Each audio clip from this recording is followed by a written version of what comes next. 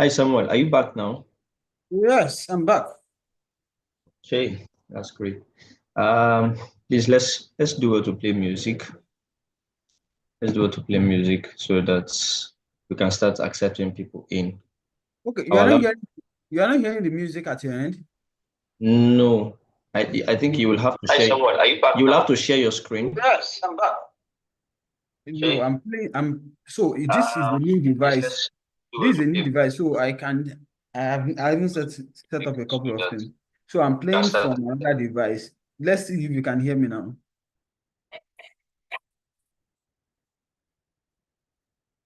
Can you hear that?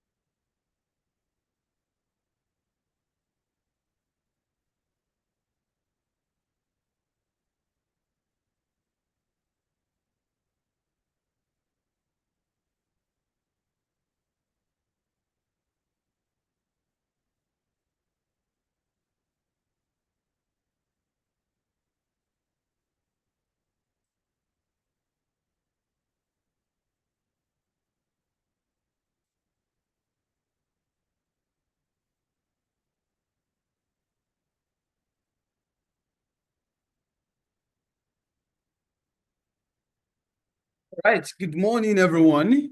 If you are with me and you can hear me loud and clear, please engage with the chat box. Let me see your reaction. I want to be sure that you can hear me loud and clear. Good morning, good morning, good morning.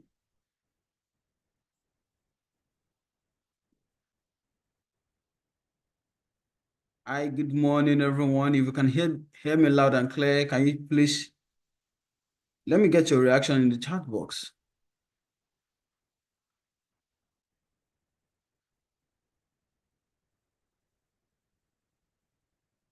Can you guys hear me? All right, all right. Thank you, Johnson. All right, all right. Thank you, Johnson. Thank you so much. All right, that shows that you all can hear me. Fantastic. So I want to welcome each and every one of you to the edition of this very conference, right? This meeting that we're having this morning. Just 1 minute. All right. Good morning once again, everyone. So my name is Samuel. I'm Samuel Weto by name, and I am going to be your moderator for today's event. And trust me, it's going to be an interesting ride for all of us. So it's going to be a conversation from this end to your end, right? I would want to see you engage with the chat box. I want to see you put in your comments, even while our speakers ask you questions, also confirm that if you can hear them, right? Because that is how we are going to make the best out of this session together. Like I said, my name is Samuel Weto, right? And I'm going to be your moderator for today. I'm a brand and corporate communications professional, right? So as we all know, this is another edition of this monthly series. And 360 Dawn is honored to invite every one of you, including our special guest speakers, for this dynamic series that has been designed specifically to empower professionals like you and I with actionable insights to thrive and excel in their career. We all agree that our speakers' wealth of knowledge and practical experiences will really help us to get a unique perspective, right, that will provide immense value to every one of us that are on this call. And we are very much confident that everyone's contribution, including our guest speakers here this morning, is going to equip us with actionable strategies and renew our motivation to excel in our career this 2025 and beyond. In case you don't know, right, what 360 CareerWise is all about. So it's a dynamic monthly series that has been designed to empower professionals with tools and strategies and insights needed for them to thrive in career landscape that we have today, which is ever evolving. So we believe that through captivating episodes like this with industry leaders and experts, we are able to offer that platform that deliver actionable insights to help individuals navigate challenges, capitalize on their opportunities, and attain enduring career success.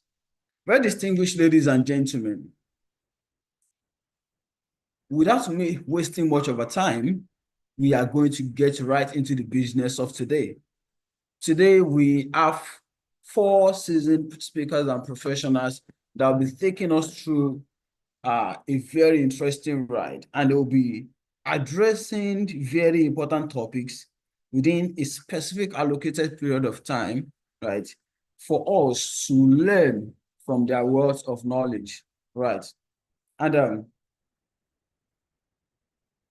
I believe that you all are excited to be part of this month's series, and I want to believe that you are also very eager to learn from our speakers. If you are that person who is eager to learn this morning, can I see you show me some reactions or drop me a chat in the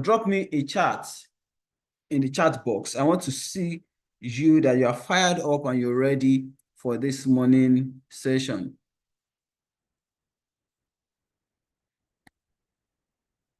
Thank you, Mary Alaba. Thank you so much. Thank you so much. So are you telling me that on this call, Mary is the only person that is fired up and is ready for this morning session? No, that cannot be true. That cannot be true. No, I beg to disagree. You are fired up and you're ready for this morning session. Can I see your reaction? Can I see your comment in the chat box?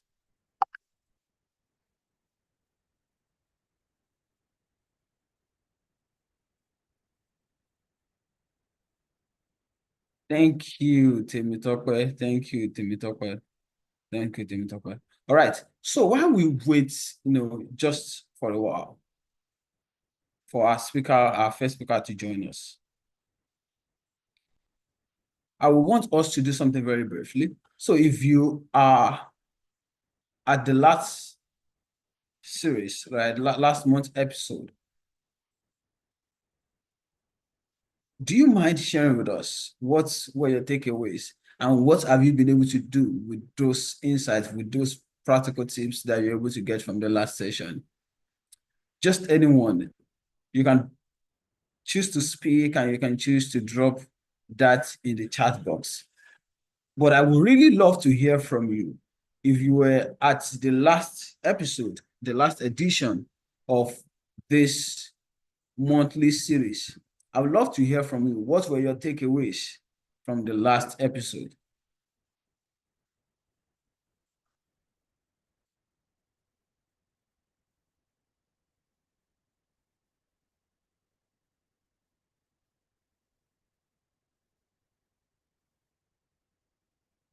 No, now. You guys are not engaging with me. Why is everywhere silent and quiet?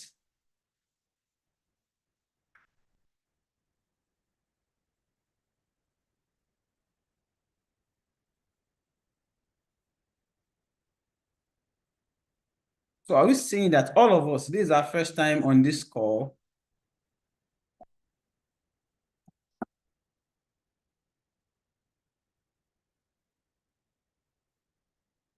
If you're just joining us, welcome, welcome, welcome. We are glad to have you here.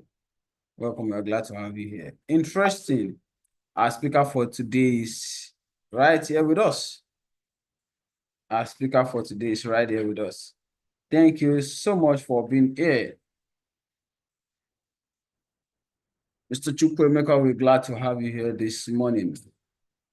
He's our first speaker, and he will be speaking on bridging the divide between the tech talents and employer expectation and what Tenal is all about, right? And before we bring him on board, permits me to quickly take us through his profile just in a minute.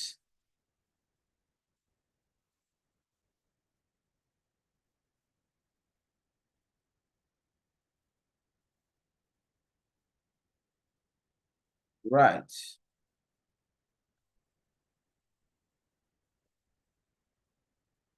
Chukwuemeka is a seasoned technology business consultant with nearly a decade of expertise in governance, risk compliance, and strategic consulting.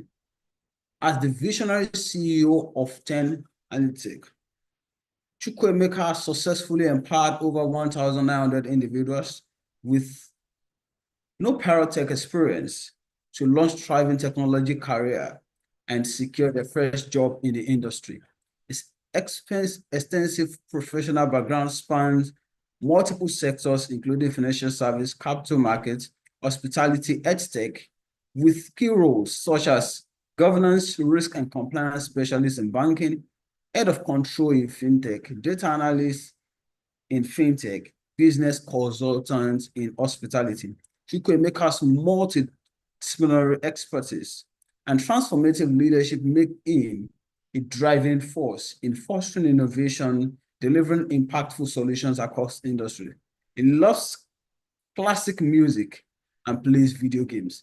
Very distinguished ladies and gentlemen, please, if your hands are not too busy, if you are not distracted from this session, will you please join me and welcome Mr. Chukwuemeka, as he will be taking us on a ride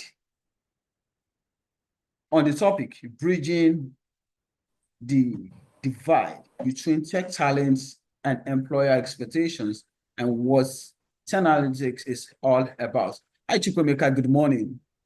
Hi, Samuel. Good morning. Thank you so much. Thank you so much for that wonderful introduction. And hello, everyone in the house. I'm sorry that I'm 5 minutes, 10 minutes late. I had a very urgent something to attend to. Okay, so I'm sorry and I apologize for being 5 minutes late. Okay, so we're going to dive right into our discussion today. Samuel, please confirm that you can hear me loud and clear. Yes, I can hear you loud and clear. All right, so I'm trying to also share my screen so that I can bring up my slide from my second device as well. So you may want to also make my second device a co-host so that I can dive into the discussion immediately. I don't know if you got that, Samuel. Yeah, that's noted. All right. Hello, everyone. How are we all doing? I mean, I love a conversation that is very interactive. So I'll be sure that people are also listening to what I'm saying. Okay, please, if you can hear me, just type in a 1 or anything in the comment section so that I'll be sure that you are here listening to what we are discussing today. If you can hear me and you're in the audience, please feel free to type in a 1 or any number as it pleases you so that I'll be sure that you are okay. Fantastic. I can see a couple of comments dropping. Okay, that means there are people that are actually listening to what I'm saying aside Samuel. Okay, Adeloju Temitope, Olams, Omotola, Dan, Charity. Okay, it's good to have you all on the call. Okay, so I'm going to dive into our discussion immediately. And I promise I'm not going to take too much of our time today. Okay, I promise you I'm not going to take a lot of our time. It's just a few slides, and then we'll conclude immediately. All right, the main thing that we're going to be discussing is on the skill gap. Okay, how do you bridge the gap between talent and what the employers are looking out for out there?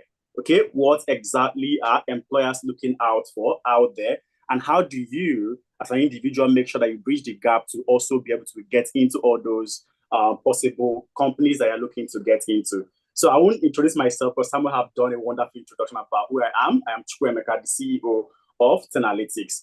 And basically, first thing I want all of us to understand on this call is what exactly is skill gap, okay?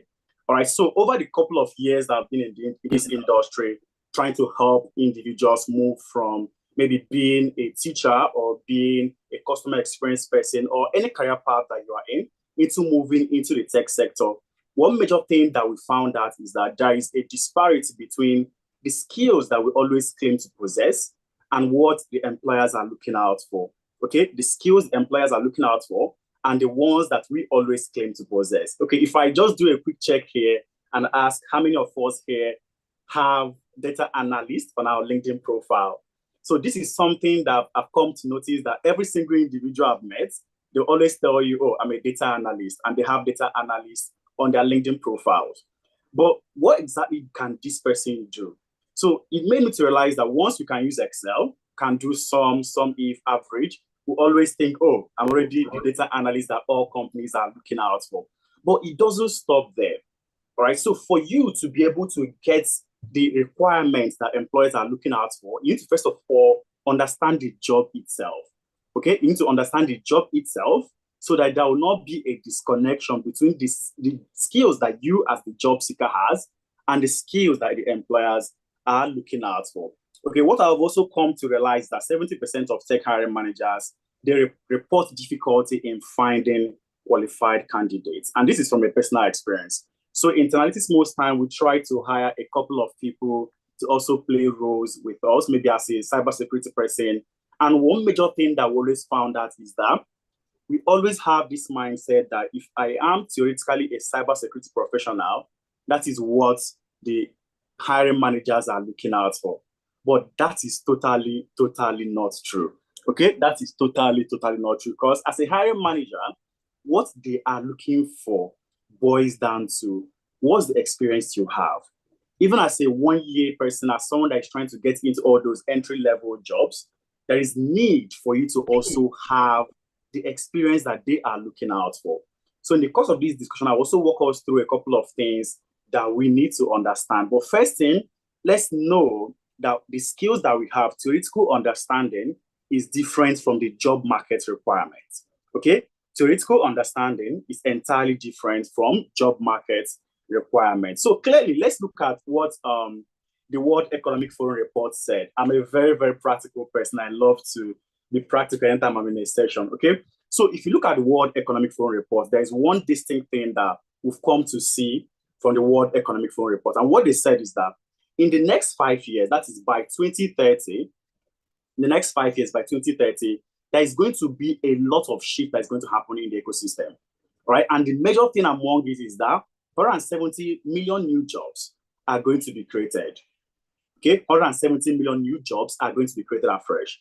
And then 92 million jobs will disappear. Okay, so if you look at what I also have on my screen, you can see these red dots. So the red dots represent each million of a job that is going to disappear. While the blue dots clearly represent the jobs that are going to be stable. And then the green dots represent the new jobs that are going to grow in the next coming years. All right, so the green side represents the jobs that are going to grow in the next coming years. So what you want to do is to make sure that you move from this red side towards this green side.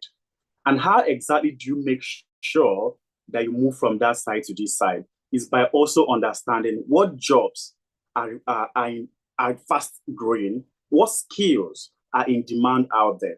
Okay, there's something I saw from one of the skills that is also required that made me to also change my own strategy for the year. So I believe before we are done with this discussion, you're also going to pick something that is also going to help you understand the career path or the skills to also be able to look out for and also improve yourself in. So first, I want us to look at the core skills in 2025 that employers are looking at. So now, I'm not the one that did all this analysis. I'm not that amazing and fantastic. This is from the World Economic Forum report, all right? The future of jobs. So every year, we always have a forum where world leaders come together to discuss a couple of things. And amongst that World Economic Forum report, we have a segment called the future of jobs. Now, the first job, number one skill that employers are looking out for in 2025 is analytical thinking. All right, so it is analytical thinking. So if you're looking to break into the tech sector, even if you're not looking to break into the tech sector, but this encompasses all the career paths out there. But number one thing that is going to grow with respect to skill is the analytical thinking. Now, if you look at from number 1 to number 5, you're going to be able to tell yourself whether you are ready for employment. Okay, whether you're looking to get into the tech sector, you're looking to get into aviation, or looking to get into health, any career path that you are looking to get into, the number one skill that every employer is looking out for is analytical thinking. And when you try to break down analytical thinking, that is where your understanding of Excel also comes in. How can you easily be able to understand data? So all these things that we're always saying, data, data, data, data, how well can you be able to analyze data and bring out insights from it? Okay, whether you are a data analyst, whether you're a software developer, whether you are even a customer service person, there is need for you to also be able to understand what the data is telling you, so they can know whether your net promoter score is low or whether you need to do a couple of things to also improve what your customers require. Number 2 skill there is resilience, flexibility, and agility. Now, when you look at this number 2 skill, clearly, I love to call it the agile mindset. So how many of us here know about agile? So I love to call this the agile mindset. How many of us know about agile? If you, I said I love a very interactive class, so please feel free to drop a yes in the comment section or drop anything for me to be able to understand that you know what agile is. Now, most time people think for you to, apply agile mindset, that you have to be in the tech space.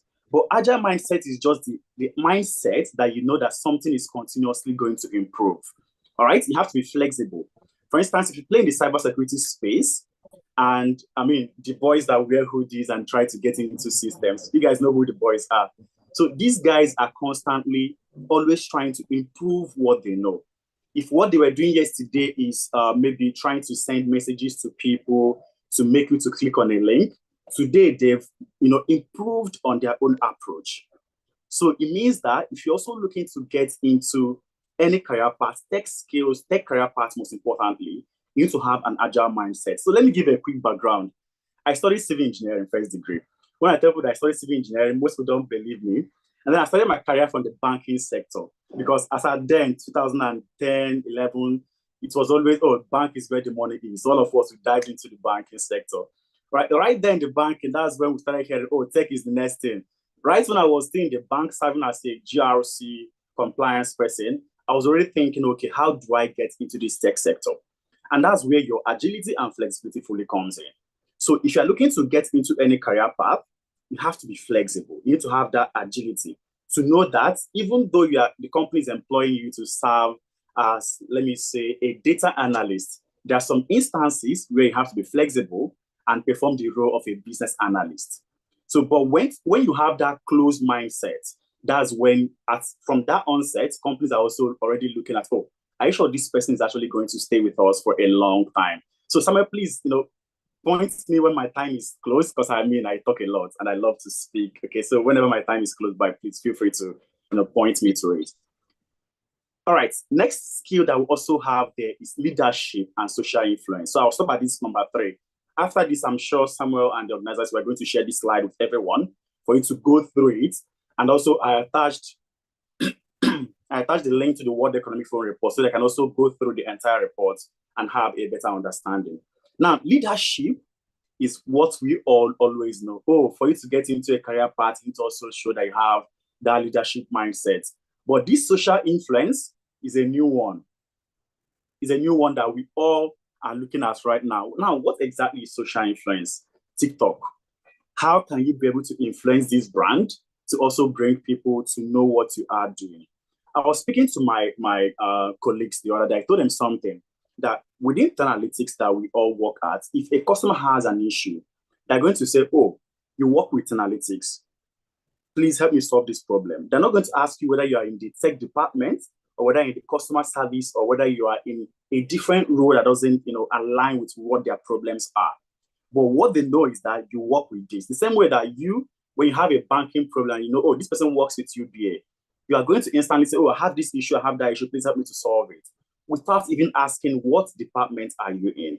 Now, that is the same way that no matter the department that you are in any company, social influence is very important. I always tell my people, please feel free, post on LinkedIn, you know, make yourself visible. If other people try to poach you, it simply means that you're doing something amazing, and we are going to also beef up our own, you know, environment to make sure that we don't lose you. But social influence is very, very important. Somebody want to say something? Yeah, your time. Yeah, how many minutes do I have left? Just have like 1 minute. Oh, fantastic. So clearly, I'm going to summarize in the next 5 minutes, all right? Just give me 5, all right? Clearly, core skills that you need, number one thing that you need to know is analytical thinking. And I'm going to move on to the next slide. Now you're going to see the ones that are also on the rise, okay? You can see the ones that are on the rise, AI and big data, that is number one. So if you're also looking to get into any career path, whether it is data analyst, data science, software person, you also need to think, how do you align this new AI that everyone is talking about to what you are doing? Okay. I mean, before now, we all know about ChatGPT. As at January ending, DeepSeek came into the picture and it gave ChatGPT a run for their money. So if you look at the career paths that are also on the rise, it also points you towards what career paths do I need to also get? Okay, so this is basically about skills rather. What skills do I need to get for me to be able to remain viable between 2025 to 2030? Now, next thing is, what are now the different career paths that are in demand? All right, what are the different career paths that are in demand? So quickly, because of the want of time, I'm going to brush through this. So, you know, I mentioned earlier that what you want to do is to make sure that you move from the career path that is declining towards the career path that is growing. So you can see the fastest growing job as of today is the big data specialist, right? Big data specialist, and that we can also liken it to the data analysts, the data scientists, and the data engineers. So they are the big data specialists. You can, you know, go through all this. Once you get the slide, click here to download the full report, and they can have access to every single thing that we've talked about. So you can clearly see all the career paths that are going to grow. What you also want to make sure is that if you are looking to break into any sector, make sure you look at how long is it going to take me to be a professional in this field. All right. So what I try to also highlight here is that some of those career paths that within a space of 6 months, you can be able to get into it. But if you're looking to get into, for instance, robotics engineers, now this is an amazing career path. All right, you can see robotics engineers here. It's an amazing career path, but is it a space that within 3 to 6 months that you will get into? I mean, this is where you now have to, you know, ask yourself a couple of questions. How long do you have to be able to transition from where you are into the skills that you need to get into all those tech career paths? When you look at it, it's now going to guide you towards which career paths that you're also looking to get. But most importantly, remember, move from this right-hand side to this left-hand side. The right-hand side, you know, clearly depicts the jobs that are going to decline, while the left-hand side clearly depicts the ones that are going to grow. You can see the number one fastest declining, postal service clerks. And I'm sure nobody here have actually posted anything in the last couple of years. So it should tell you why it is the fastest decline. You can also see bank tellers, right? So if you're a banker, you may want to start also looking at your future and your possibilities. I'm not the one that did these reports. Like I always say, it is from the World Economic Forum report.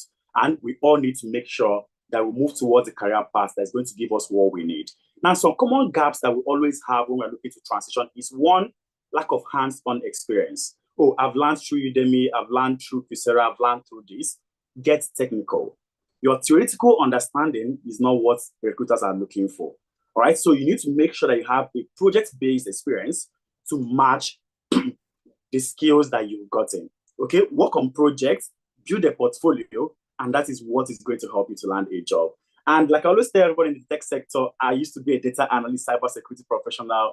I mean, what we do is just get in the back end, do our thing. Speaking wasn't my own, you know, core proficiency. But I mean, when it came to now, I've grown, became a COO, became a CEO, and now saw the importance of having some of those soft skills. Communication, all right, is very, very important. So even if you're already in the tech space and you're looking to grow, it's important for you to understand that communication is very, very important for your sustainability. And the winning formula is simple. T plus E. technical skill plus employability skill is going to get you that job offer that you are looking for. So Samuel, I'm done already. Okay, I'm done.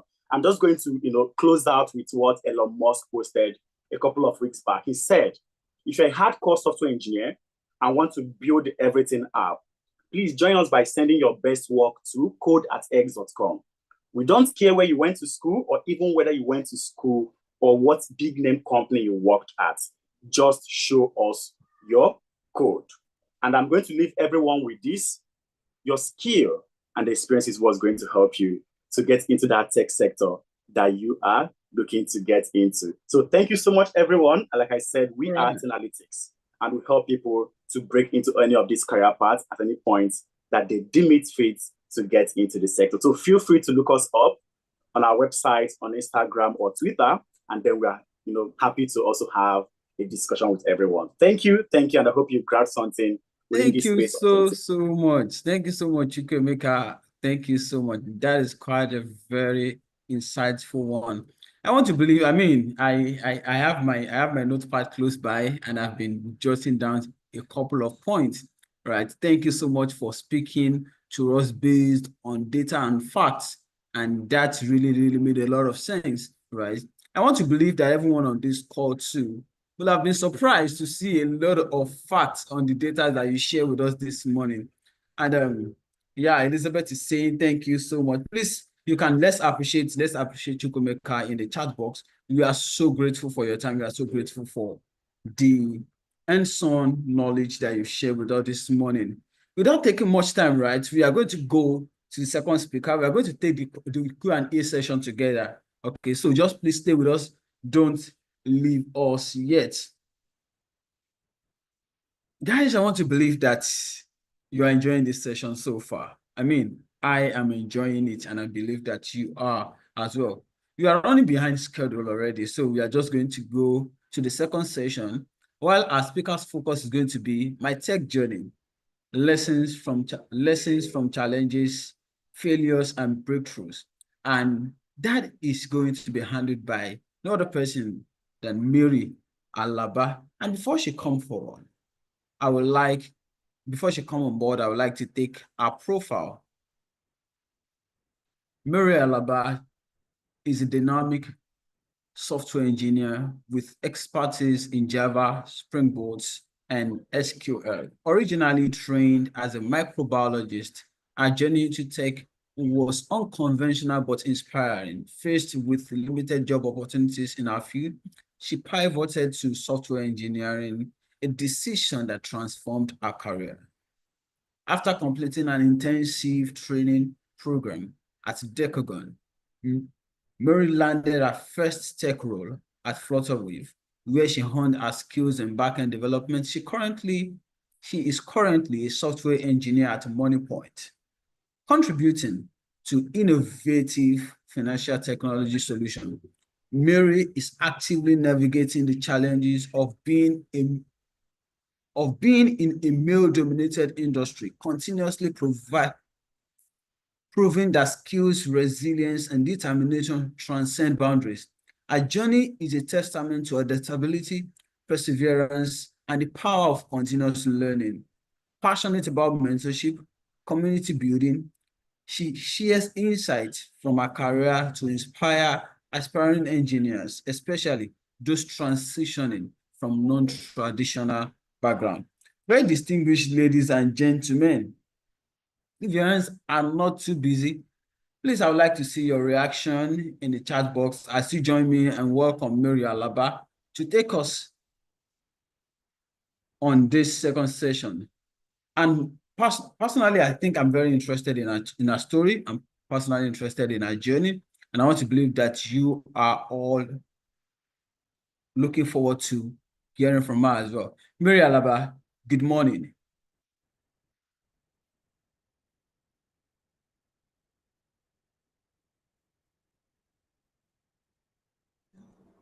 Oh, okay.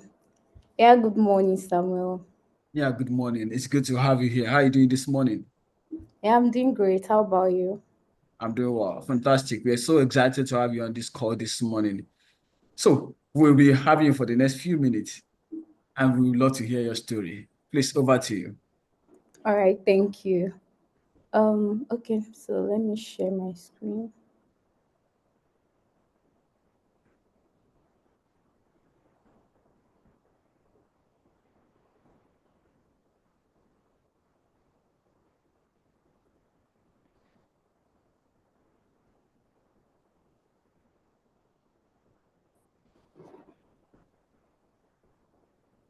All right, can you see my screen now, everyone?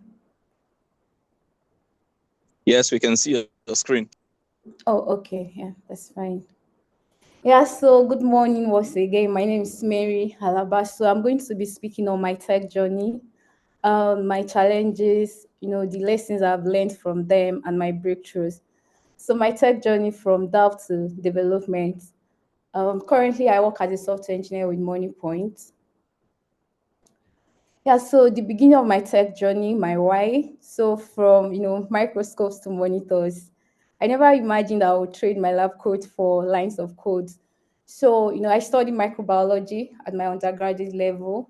So after graduation, it was quite tough, and we all know the reality of some of these courses in Nigeria after graduation, landing jobs, and it's not really easy. So I was faced with the reality, and then months of sending CVs with no responses. At some point, I had to do some administrative role, but then I just knew I wanted a stable career. I wanted something that has future. So the turning point was watching a friend transform their life after a 6 months training. So I had a friend as at that time that I was inspired by his own journey because he went for a training, a boot camp, and then after 6 months, he was able to land a job that was, worth it and paying well. So the decision for me was, as at that point, I was thinking, okay, since my plan here wouldn't work well, which is a microbiologist, I couldn't get like a stable job in the industry. Yeah, so the next decision for me was, what if my plan B becomes the best decision I never planned to make? I mean, there's no harm in trying. So sometimes the most meaningful journeys begin with practical decisions, and I'm sure you'll agree with me. The leap of faith. So transitioning to tech was quite challenging. Coming from a non-computer science background, so it actually meant that I would have to put in more effort compared to who has undergone the training 4 years and then studying the basics and the fundamentals of the whole course and the field. So I enrolled in Decagon software engineering training to bridge the gap. Then the internal battle, there were times I was questioned about my decisions. I was always having this feeling like, oh, you don't belong here. Are you sure you would ever get it right? Because it was like a lot of challenges, sleepless nights. But then I was determined, and I think that's what really matters. Building my bridge, I found a friend and a mentor while training who was able to, he believed in my potentials, and I needed an accountability partner. So I worked closely with him, and he was able to help me go through the process. Then I surrounded myself with like-minded people at Decagon. So I would say that the right community turned impossible into challenging but doable. So coming to the world of tech, and I mean the job market. So my first job reality, when I first got my job after my training at Flutterwave as a software engineer, I was really excited. And then the panic of first task. I mean, coming from a boot camp where we actually did not do any live projects, so with no real user, now I'm saying. So, and then landing your first job, and then you have to work on real projects that contribute to people's lives, that are in the market there, and then that are impacting products. So you have to be extraordinarily careful. So I had this panic of my first task. How would I of my first task? How would I handle it? How would I deliver and all of that? So that I remember the first bug I had to deal with. Like for days, I could not even solve it. I was restless, and um, then my lead at Flutter with them told me something. He said, "This is normal. Everyone struggles at the early stage of the career. So just take your time, be consistent, just know what you want." And then thriving as a female engineer in a male-dominated field, you must agree with me that it's actually not easy because the tech world is majorly dominated by males, and then you have to constantly prove that you can do it, what your male counterparts are doing, you can do or even do better. Then currently in my team for almost 2 years now, I've been like the only female engineer on the team, and then I have to constantly prove myself. Then sometimes, when we are having these technical conversations, maybe we are trying to build new products, we have to talk about designs and all of that, architectural planning and all of that. So sometimes I'm kind of drawn back to talk or give my voice because I'm like, oh, I'm the only female engineer. But then while I turn my challenges into strength, so I believe that as a lady, I might have unique perspective compared to my male counterparts. So I was able to turn that into innovative solutions. I started contributing, actively. I developed resilience and confidence in my expertise, and I learned to speak up and know my space in the tech industry. The dark moment. So our failed deployment. So when I just joined the tech world, I mean my first job, there was a time I had a deployment to production and then it went bad and we had to quickly roll back. Those were the times I questioned my decisions. I was like, I think I cried myself to sleep. I was like, are you sure you are really cut out for this? Are you sure you want to do this? I was, at some point, I wouldn't say I was depressed, but I was really sad because I just felt like everybody around me, they were getting things done. And not forgetting that these were the people I met in the industry. These are the people that they've had experience. They've worked with maybe a company or two, and then they've mastered their expertise. So, job rejections as well. So those were like the dark moments for me. Tons of applications, deniers. I mean, you are applying this moment, the next moment you are getting rejection. So those things really they could they could make you question your decisions while you're actually doing this in the first place. And where I am today, I know I'm not where I want to be yet. I'm still constantly improving my skills, learning new technologies, and hoping to be better. So currently, I work with MoneyPoint, like I mentioned, where I build financial services infrastructure. We build payment infrastructures for both merchants and individuals in Nigeria. And then the tech stack, I use Java, Spring Boot framework, and the leadership. Currently, I mentor some of my junior engineers, I mean interns, so I'm in that position to mentor them. The three pillars of my success. So I'll talk about resilient mindset. So I know that I'm always like, I always know what I want and I always go for even times that I would be like, are you sure you are not over ambitious? Are you sure you are not doing too much? Then I try to tell myself that, oh, this is it. You've started. At this point, you don't have anything to lose. You just have to keep going forward. You're already in it. So you just have to find a way to improve yourself. So resilient mindset, celebrating failures. Sometimes I feel I write code, they don't work. I just try to sleep. Then when I'm awake, I feel refreshed. Then I have these new ideas on solving the issues. Then authentic connections, which I'm going to really emphasize on this. So in the tech space, you need a community. You have to learn how to network with people. It's not just a one. You can't do it alone. You can't do it by yourself. You can't do it in self-isolation. You have to network with people because your network actually will become your safety net. So persistent learning.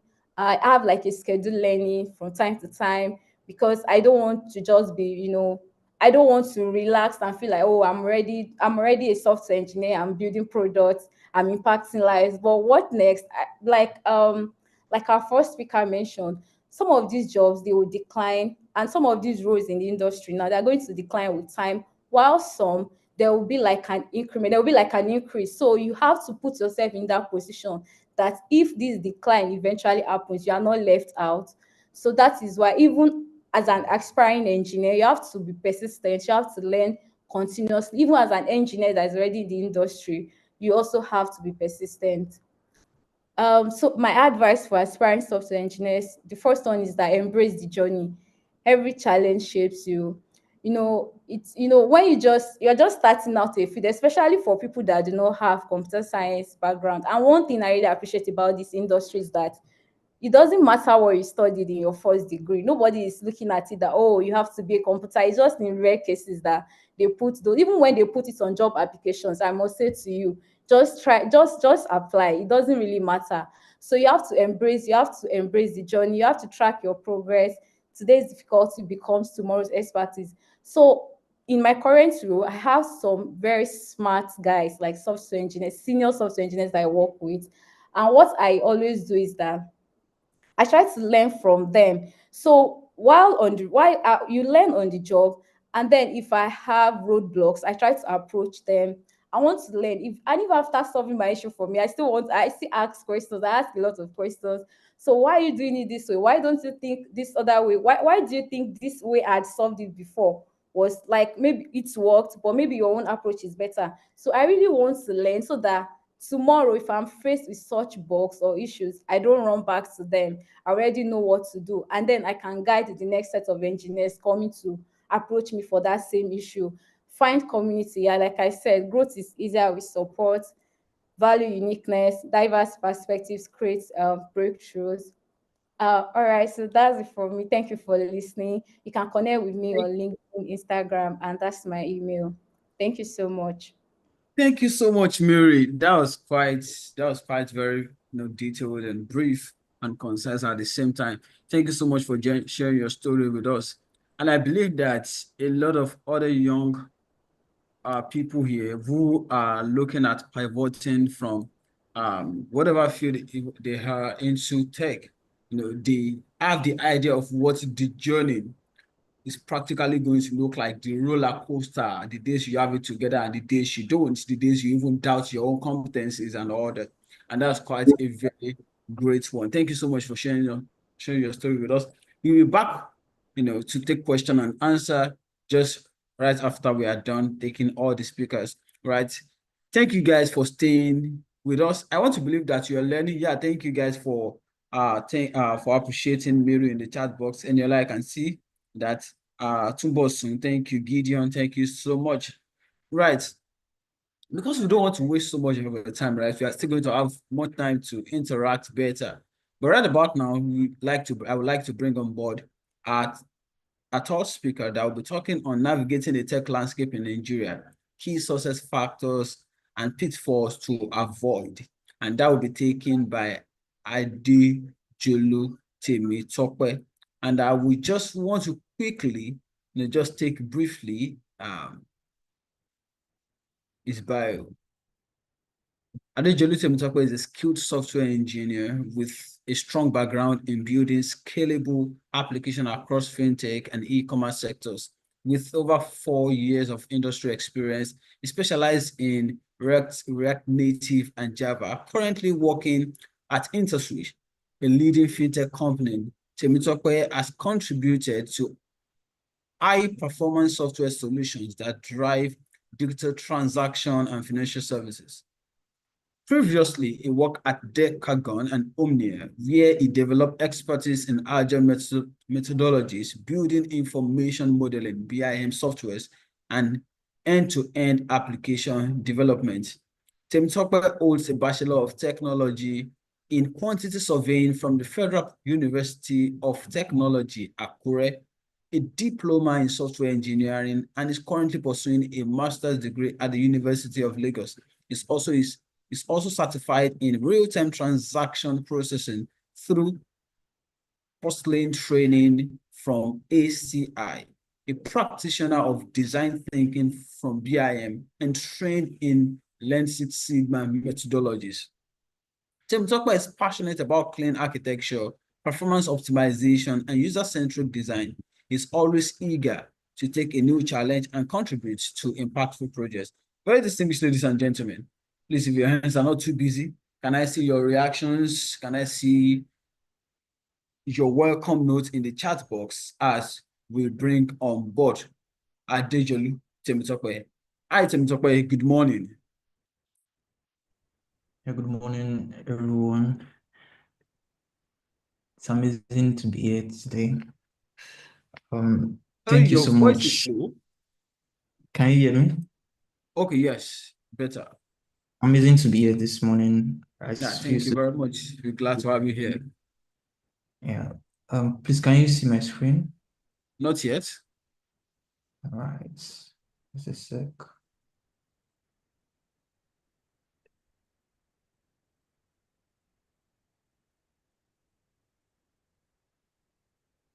All right, can you see my screen now? Yes. All right. Firstly, You may want to put that on slideshow so that it will be bolder. all right, is it bolder? It's on slide here right now. Okay, please, let's just roll. All right, thank you so much. It's amazing to be here this morning. I appreciate everyone for our contribution, for staying on the call. It's a great opportunity to be here today. Thank you for the invitation once again. I want to also appreciate the previous speakers, Chukwuemeka and also Mary. I've even learned so much from the session.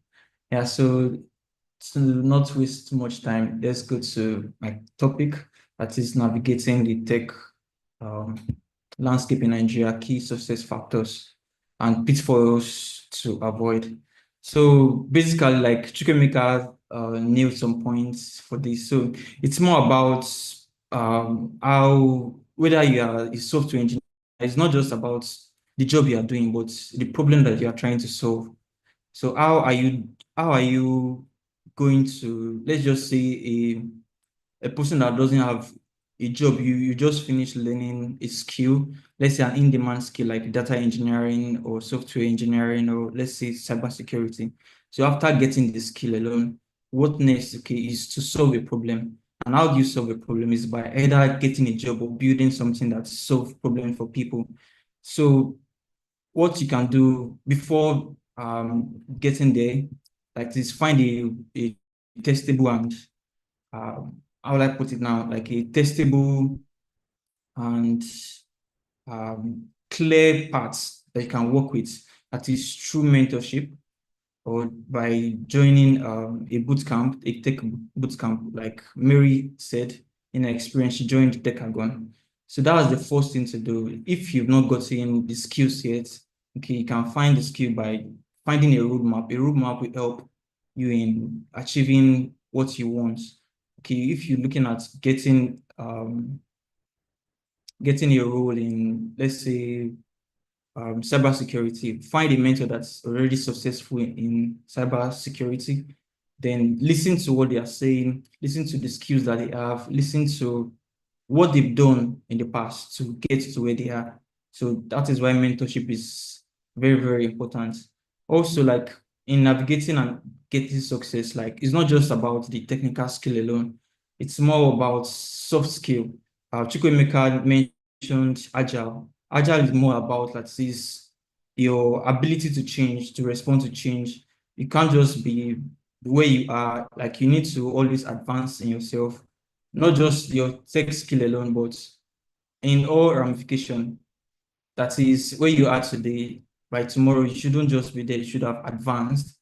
So that is why it's important to have the continuous agile mentality.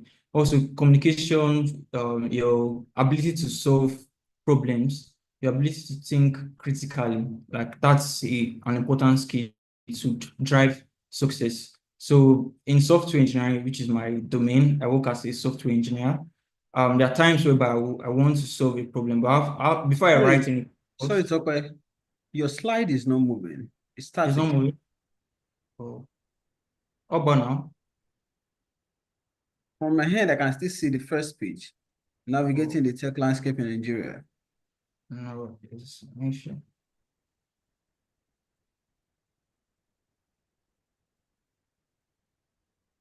I'm sorry about that. Let me share my screen, sorry. Please, you may want to proceed because of our time, since you're still going to share the resources with us.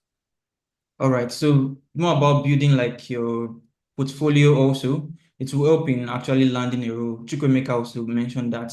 So having a strong portfolio to showcase your project that you've done, either an open source project or your GitHub repository. If you're into UI UX, if you're learning, let's say backend or any other thing, you can show maybe your Binance portfolio page. And also like writing on your LinkedIn profile, that is your social presence, is so important.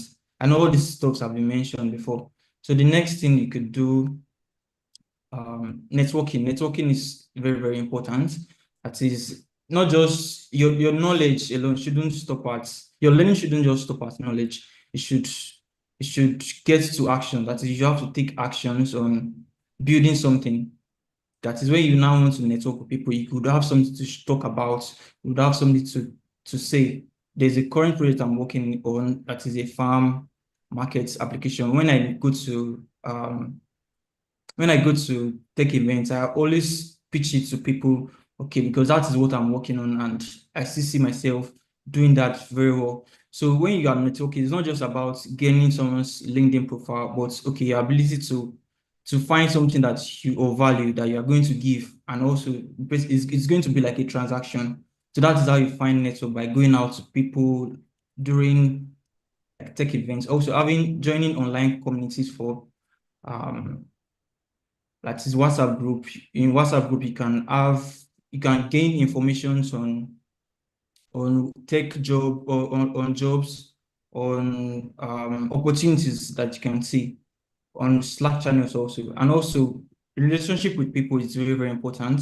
Your relationship with other software developers or people in tech, because right now, for you to land a role, like the best way in Nigeria is by referrals. So many organizations have referral portals whereby you don't need to apply first. It could be a friend of yours that will just refer you, and the journey is just going to be very, very seamless. The next thing that we would do about tailoring your job search, like when you are looking for a job, like your CV, you shouldn't just have one CV for a particular role. If you are a software engineer, you can be either front end or back end. If you're a full stack, you could have different multidimensional CVs to just ensure that your CVs is actually targeting the requirements of the job opportunity, and you have to have the skill also. That is why your experience is so important. You could look at strategic platforms like LinkedIn, job rights, alongside so many other career page. I would share this slide so you'll be able to see other links I dropped there. Also, the second topic is going to be on the common pitfalls. So the common pitfalls, as Mary also talked about, is number one, not mindset of not having a computer science background. I myself, I don't have a computer science background. At first, it actually slowed me down to a point, because I thought anything computer, you have to be a master of coding and all. But I now develop a mindset again that, okay, if I can learn something else, that means I can also learn tech. That alone, that mindset changed everything for me. So the turning point for me, and I was able to attend a boot camp also, which fast-tracked my journey. Because one thing I've discovered is when you go with people, you go further. But if you decide to stay alone, you want to learn alone, you wouldn't go too far. You won't go too fast like that. So it's better to go with people, learn with people and others. Also, like people not having a strong portfolio, also not having a strong mindset about job search. Like there are days I applied to over 100 jobs using strategic platform like job rights and others. So the more you apply, the more your chances of getting selected. So once you can get to an interview, like that is the point. So your CV has to be very, very tailored. So because that is the first thing that's the employer is going to look at.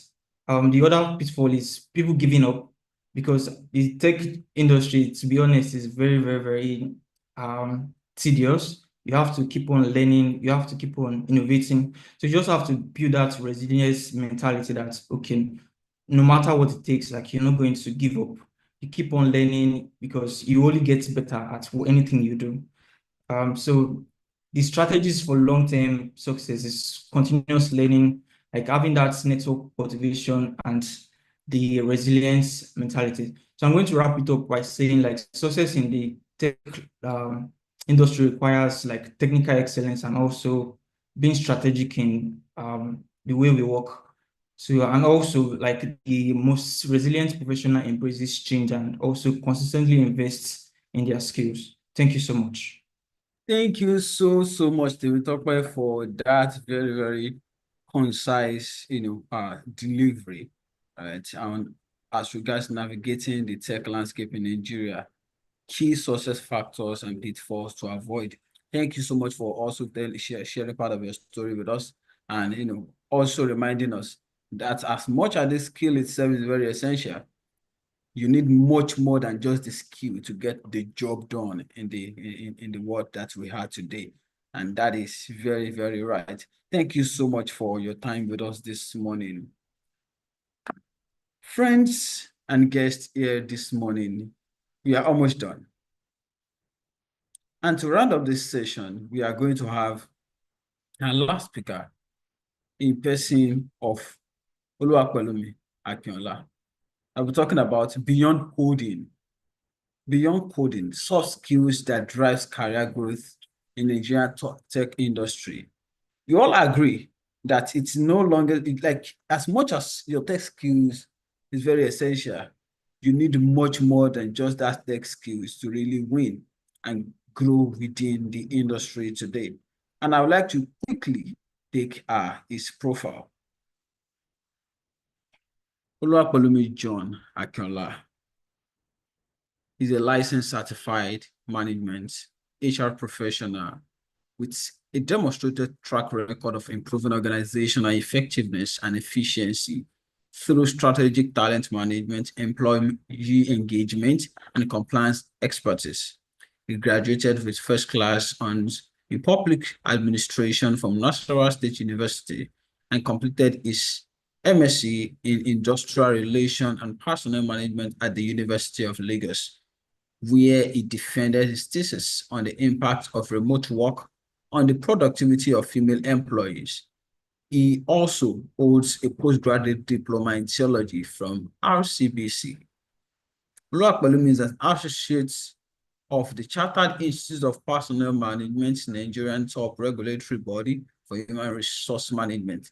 He currently serves as the vice chairman of the Lekki Aja Bodore chapter of the Lagos State branch. Additionally, he is an associate of the Chartered Institute of Human Resource Management and a certified trainer by the Nigerian Institute of Training and Development. He holds titles of certified admin consultant and fellow of the Institute of Management Consultants. He's also a member of several HR professional groups, including the Association of Allied Human Resource Professional, HR Foundry, HR Global Partners, where he contributes to the Research and Development Unit. Oluwapelumi has professional practice experience in public sector, tech management, human resource consulting, and advisory and asset management space. Recognized as a top HR consulting voice on LinkedIn, where he regularly shares insights on human resource management principles and practices. He is known as a practical strategist for personal and professional development. He currently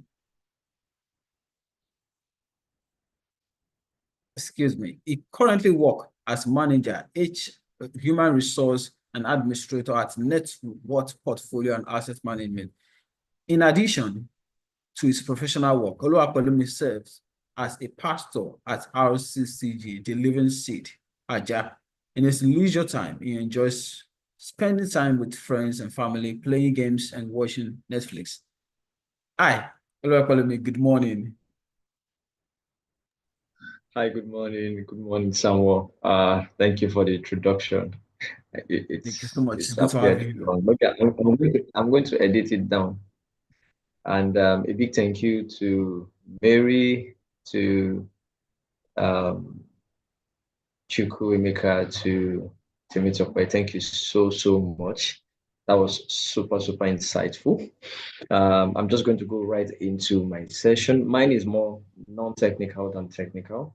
I believe that our previous speakers have spoken greatly about the technical parts of what we are here to do. Please let me know when my screen is up. I've already started sharing. Can you confirm you can see my screen? Not yet. Still trying to share, I guess. Okay, just give me a minute, please.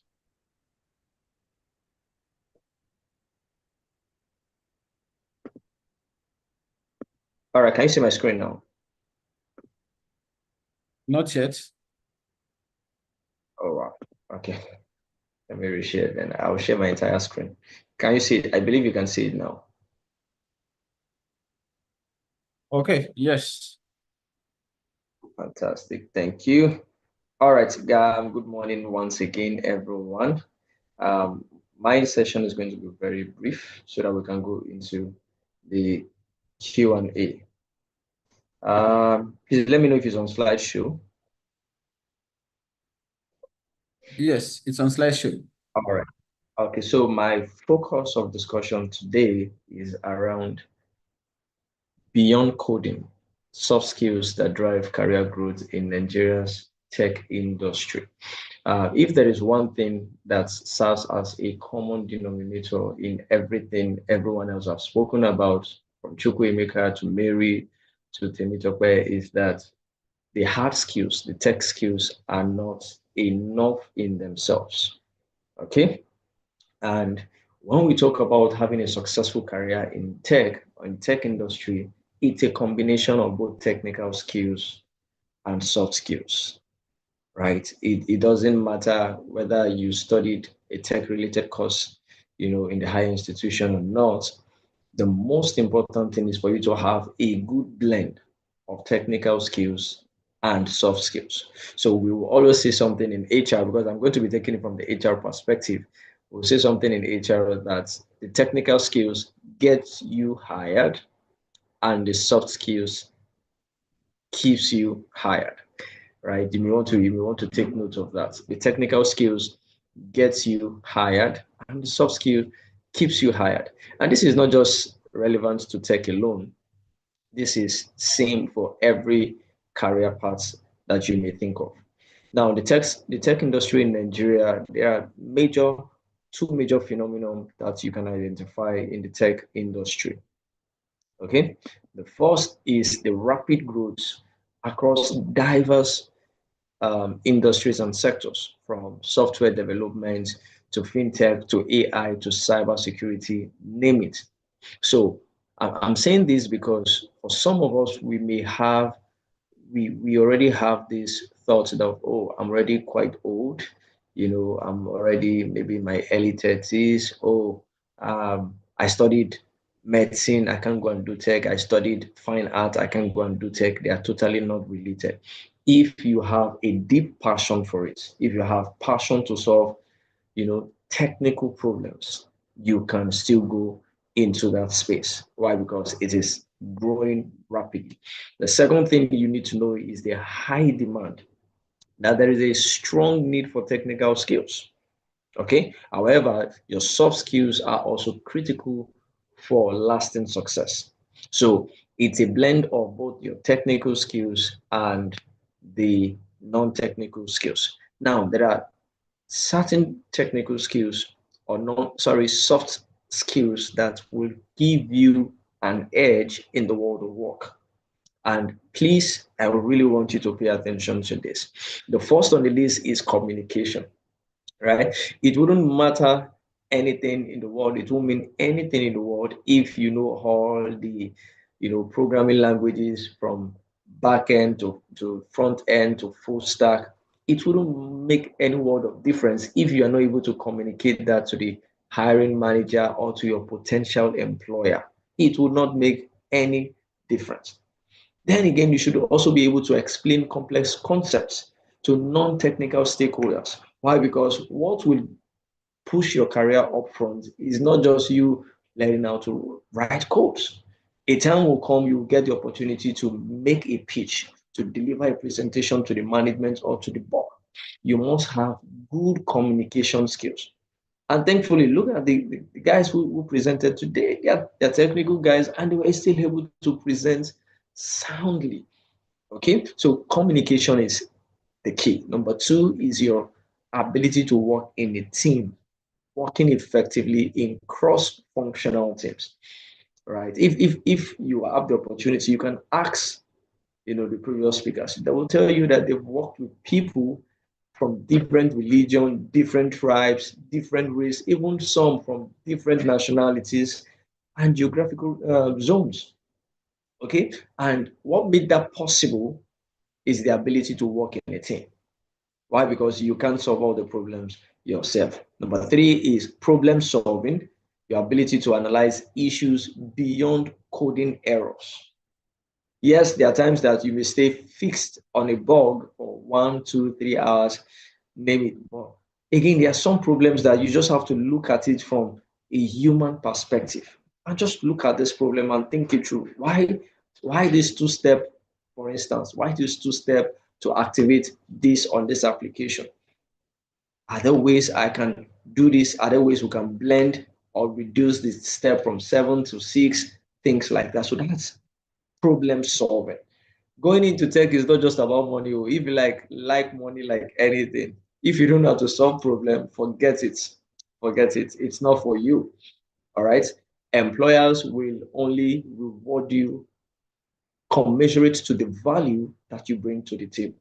All right. Next is emotional intelligence, managing stress and workplace relationship.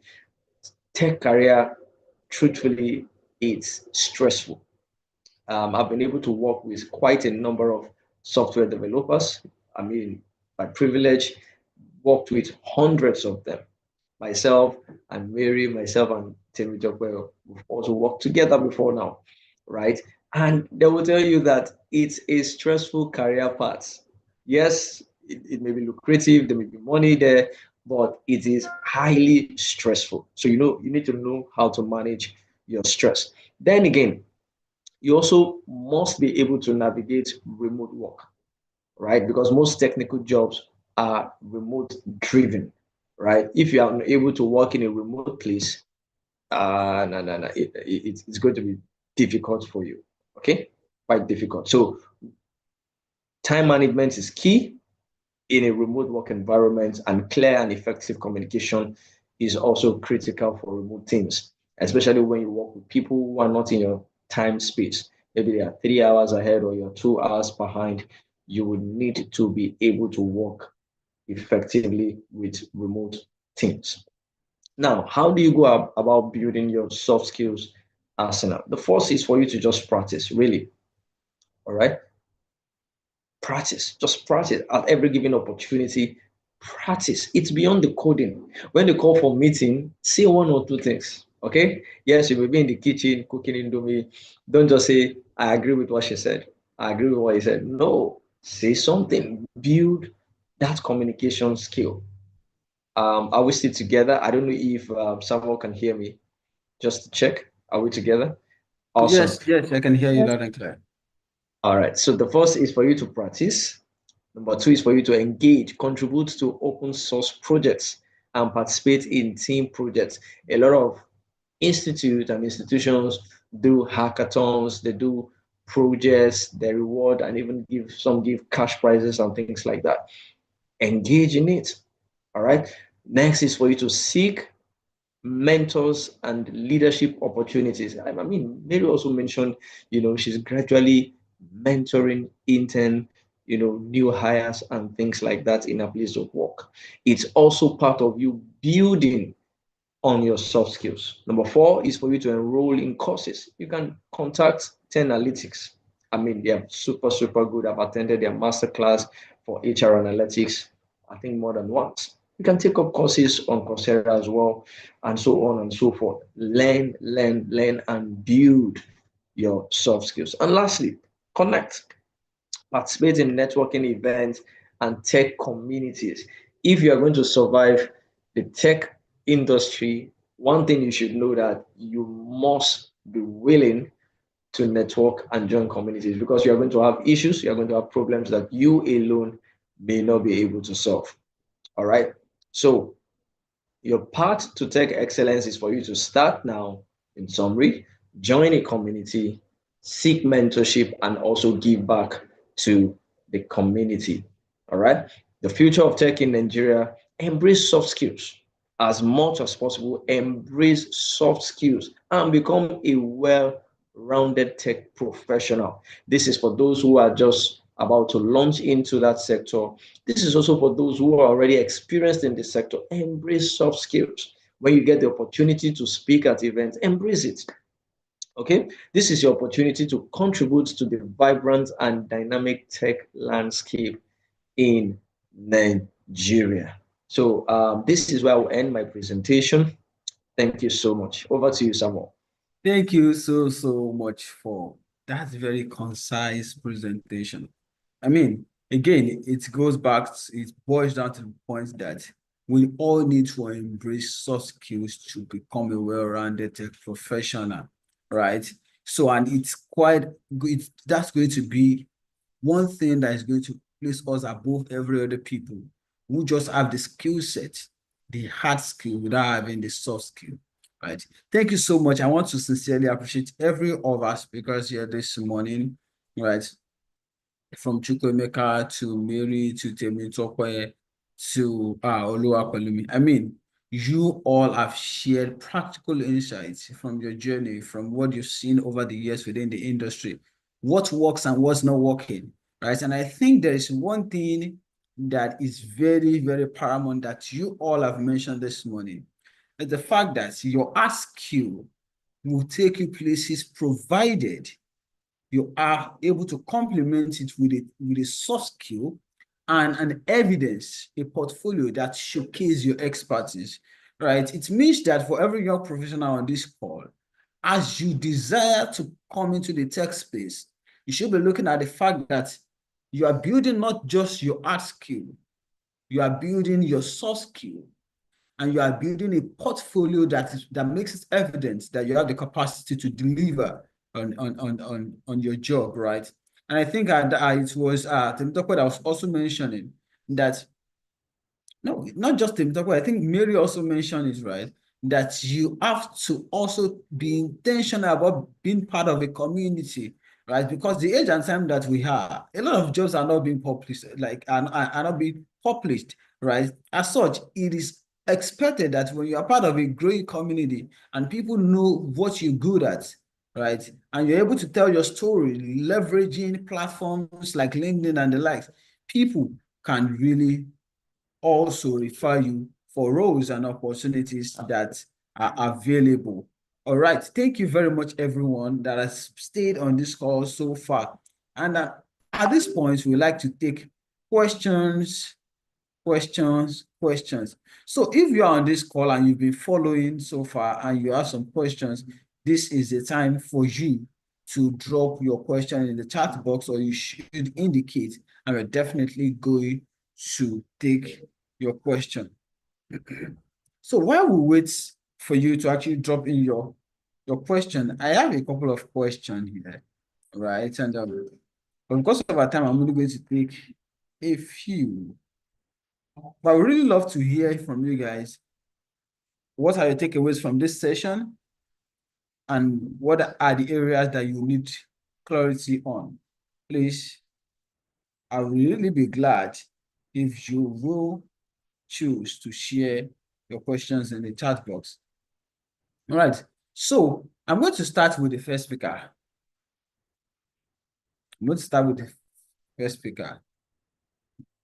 That spoke about key success factors and pitfalls to avoid. Is that? I want to be sure, please, just give me a minute. I want to be sure that is our first speaker that actually dealt with that topic. I think I'm right. Oh, okay. No, I thought our first speaker was bridging the gap, right? Yeah, pardon me. So,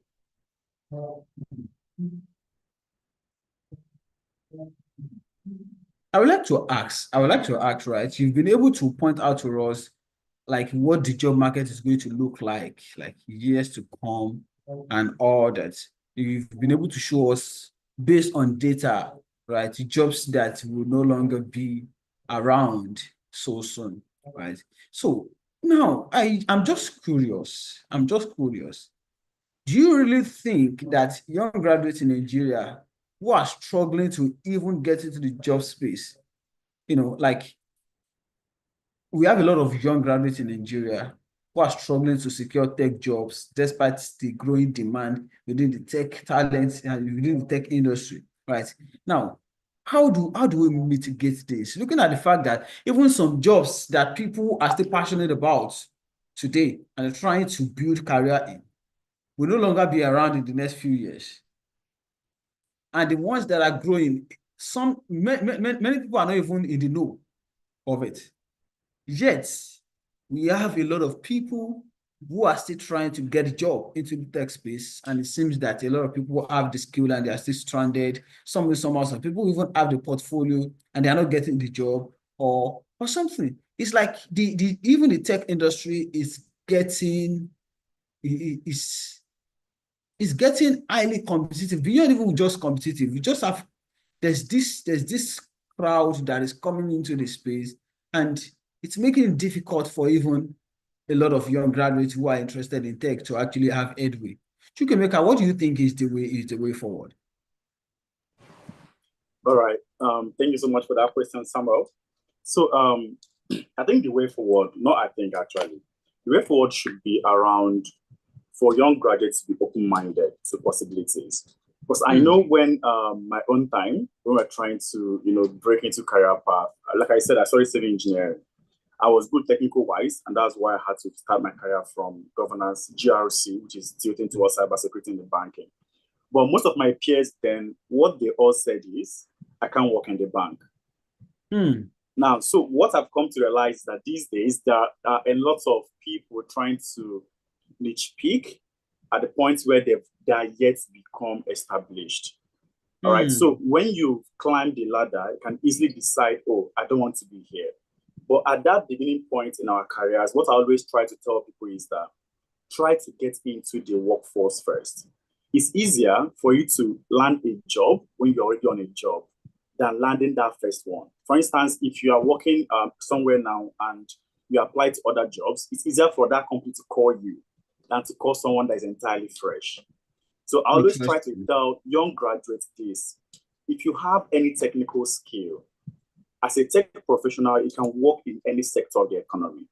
You can work in the hospital, you can work in the health sector, you can work in education sector, you can work in tech, you can work in fintechs, you can work in banking, you can work in oil and gas. As a tech professional, one thing that you have that most people don't is that versatility. You can work in any of those companies, because even a health sector is looking for a data analyst. All right. The tech sector is looking for a data analyst. Even churches are looking for data analysts. All right. So, and this is me to be honest. I was telling someone that the easiest place for you to also be able to hone your skill these days is also in religious environments. Right. We're always looking for skills and looking for experience. I said, okay, I don't want to get to that part, right? But some of us were able to also break into tech because we offered some free services in some of these religious bodies, and we're not expecting anything, but it gives you that experience. I had a friend that he's a graphic designer, and he was looking for places to get experience. I thought, why not join? The ICT in your own religious body. You are designing something for them. They are all part of things that you're going to use as experience when you want to look for other jobs. So one major thing that most times that we lack now is that ability to know that there are grooming stages where you have to just find a place to start from, all right, and then build from there. Not just to round up. There is also this modernization that is also in vogue now, that you're speaking to young guys and then they will mention, oh, if it's not fully remote option, I'm not going. So a lot of people have choices, even though they get to get into the sector. So my last word is just get into the sector and then build up your experience level, and you can now start having all those avalanche of choices. I hope that makes sense to you, Samuel. Fantastic. Thank you so much. Thank you so much, Chukwemeka. That's very, very interesting. Why are you nitpicking when you are not even yet within the sector, within the industry? That's a very, very factual one. Thank you so much, Chukwemeka. Now, just in 1 second, the fastest, I don't want to give you 1 minute, Seth, right? But I want to ask this question, right? So I can remember while you are doing your presentation, right? You mentioned some sector that will know some jobs that will be gone. And I can see you talking about bank tellers, you're talking about, I could even see graphics design and all of that. Now, For example, whether you like it or not, right? It's obvious that a lot of people are coming into this branding space, right? Everybody just wants to design and all of that, right? And even as we all know that as tech industry evolves, right, there's going to still be need for brand experts, right?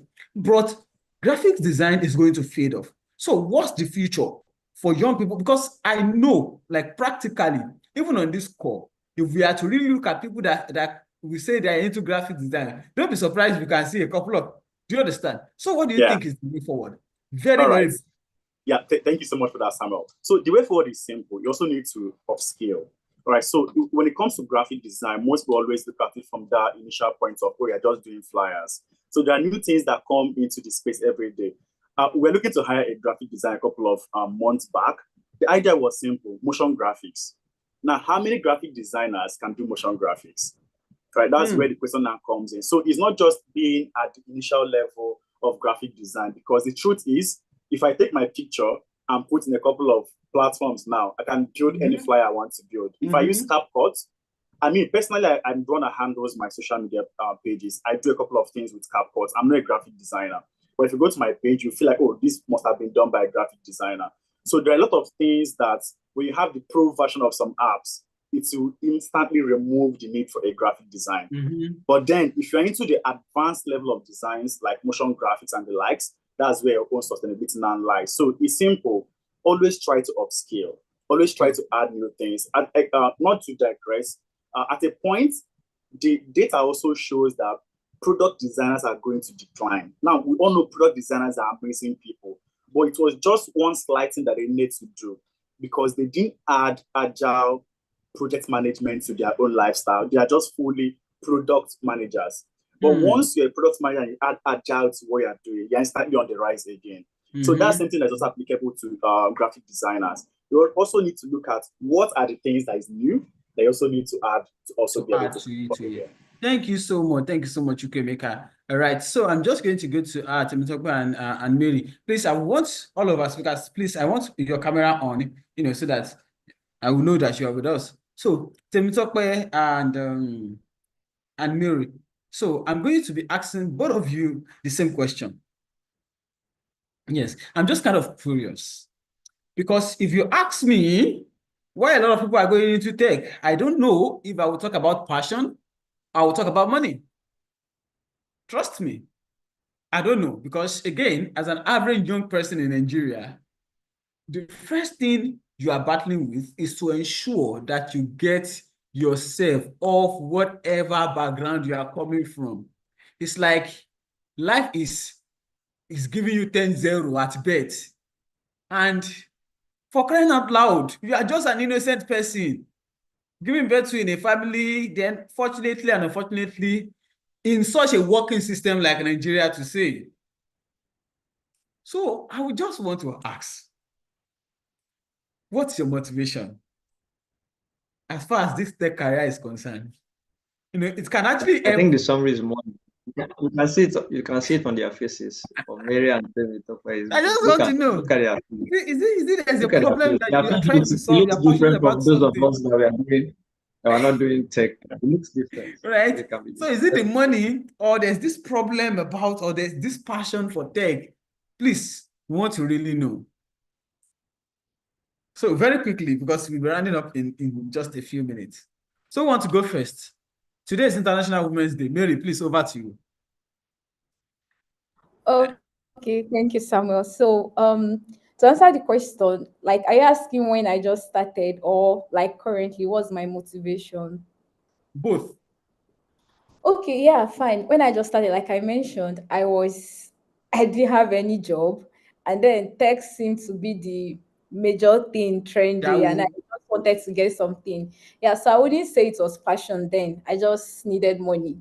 So, yeah, but currently, I think what keeps me going is I would say passion, and at the same time more money. Of course, I still want more money. So if I give up, then how would I be able to get better and senior roles to still pay my bills and all of that?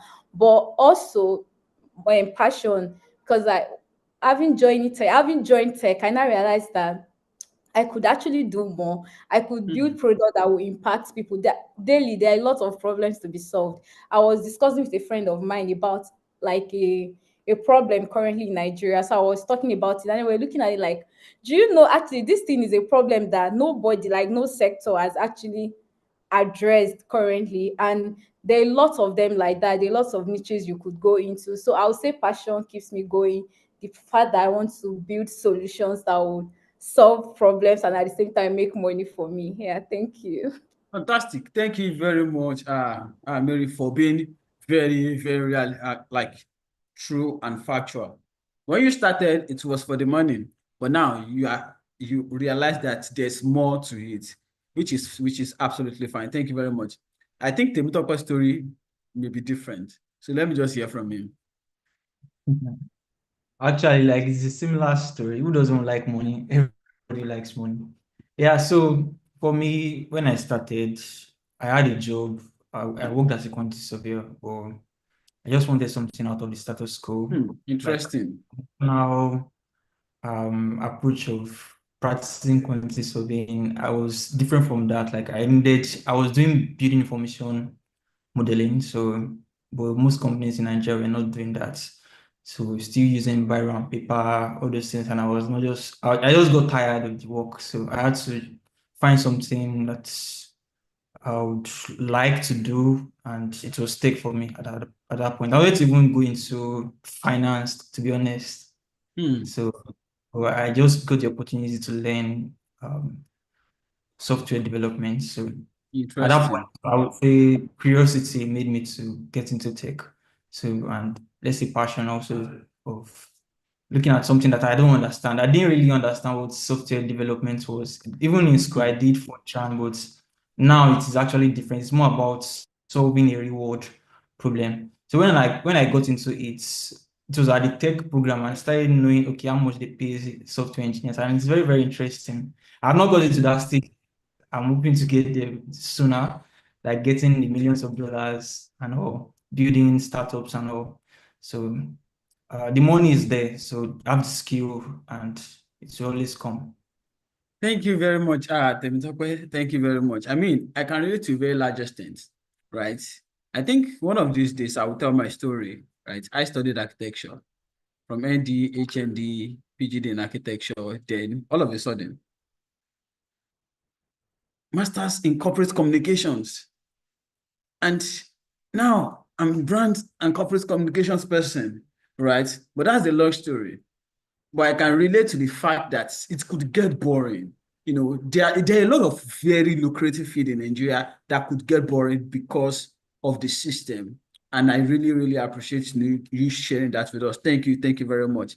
Now, so I would just want to take the last question from Rapalumi.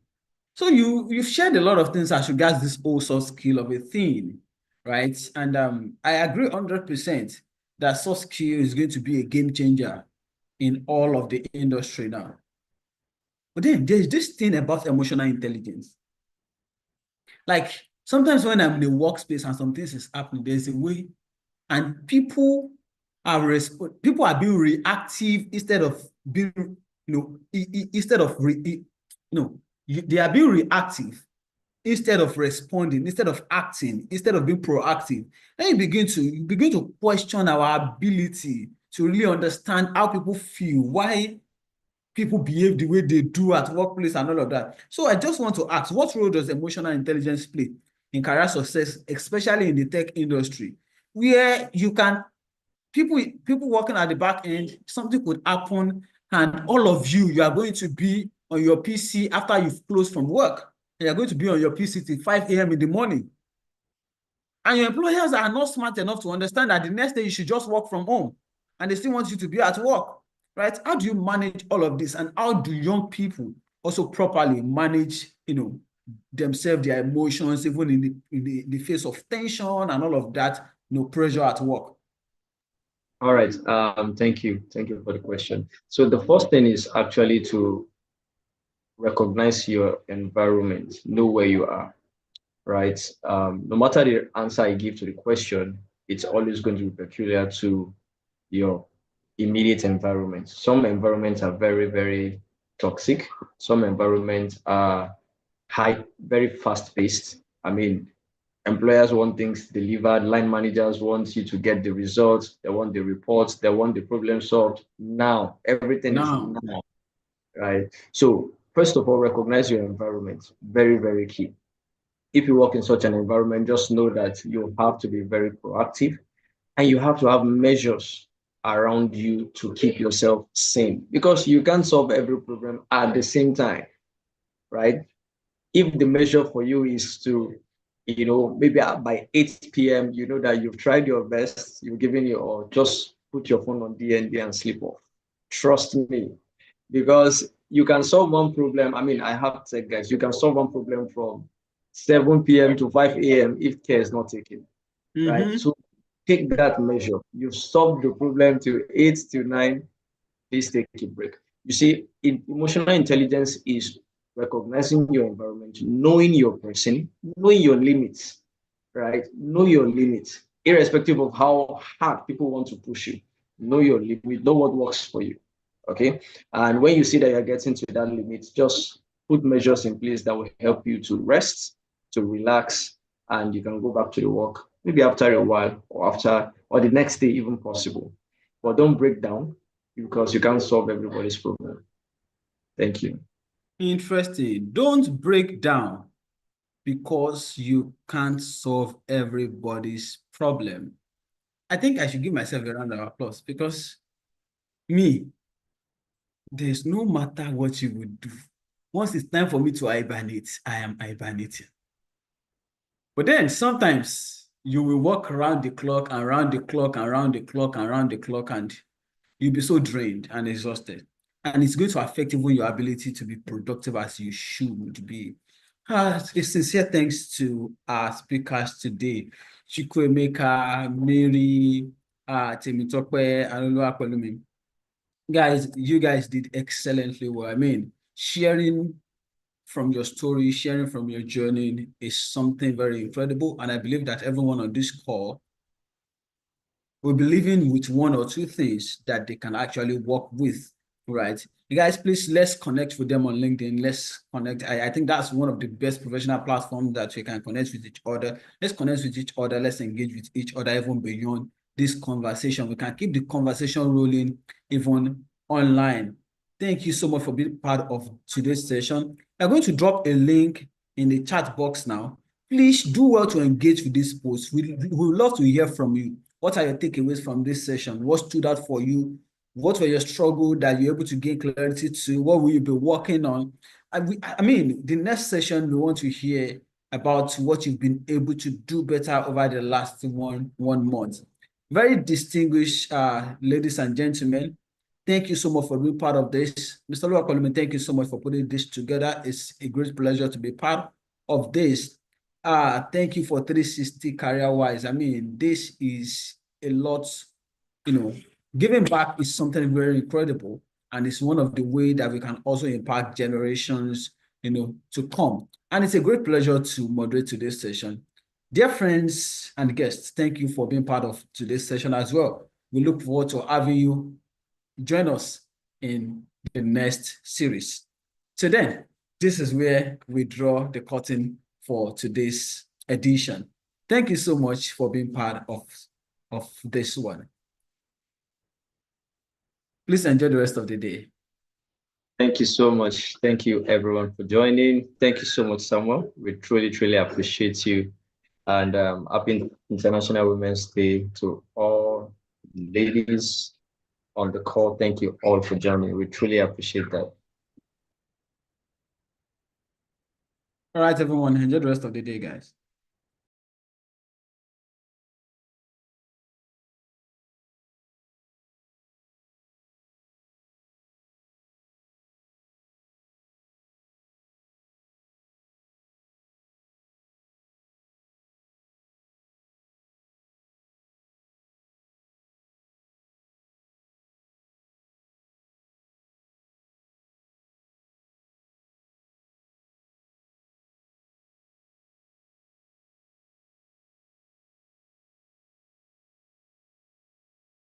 Land is green. It's green, can't you see? I can see all the harvest is ready, 'cause he told me so. It's green and it's all mine.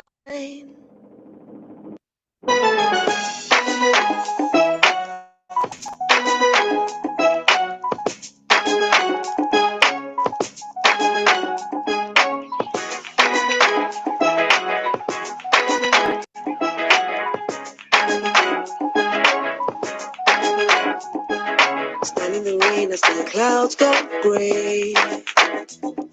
The sun, the rose, and the earth sings. The season's just beginning. The sunlight it hides as the clouds make way. For the pouring of my blessings, I will not be afraid. I see